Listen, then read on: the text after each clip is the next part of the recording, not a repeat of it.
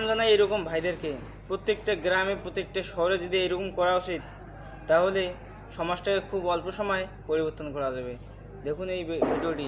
আমি কি কাপড় আমার সাথে কথা বলি? আমি কি কাপড় চোপড় একবার খুলে এসেছি এখানে? আপনি নামেন গাড়ি নামেন। তুই না গাড়ি নামেন। আমি আমি কোন বেপরদা মহিলা আমার গাড়িতে নেব না। রমজান মাসে নামেন আপনি। কি আমার পায়ের জুতা খুলে তোকে গালের মধ্যে পায়ে মুখ সামলার কথা বলেন। শুনতে আমি বেপরদা কোনো মহিলা উঠাই না।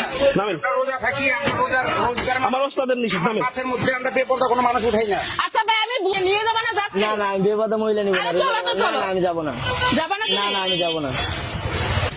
এ ভাইয়া যাবা না? না না না অত তারা মহিলা নিয়ে যাব না। কি আছে? যাব না যাব না। যাব না যত সব ঢং। এই অটল এই যাবি না? না না না না। কেন যাবি না?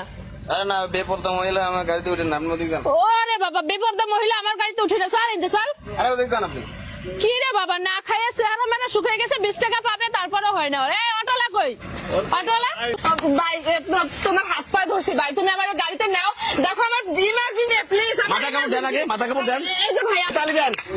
এইভাবে করে যদি আমরা সবাই প্রতিবাদ করি যার যার জায়গা থেকে, দেখবেন একটা সময় বেপরদা মহিলা থাকবে না। যে কোনো জায়গায় মনে করেন যে নিজেরা প্রতিবাদ করেন, কারণ প্রতিবাদ আপনারই করতে হবে, কিচ্ছু করার নাই, শুধু আপনারই প্রতিবাদ করতে হবে। বুঝতে পারছেন কথাটা? আপনার ঘরে আপনি প্রতিবাদ করেন, আপনার ঘরের মহিলাকে আপনি পর্দা করান, তাহলে রাস্তায় এভাবে আসবে না। আগে ঘর ঠিক করেন, বাইর ঠিক করেন, যে যেখান থেকে যেভাবে পারেন সেইভাবে প্রতিবাদ করেন, এইভাবে স্বাধীন হয়ে যাবে, স্বাধীন পুরো।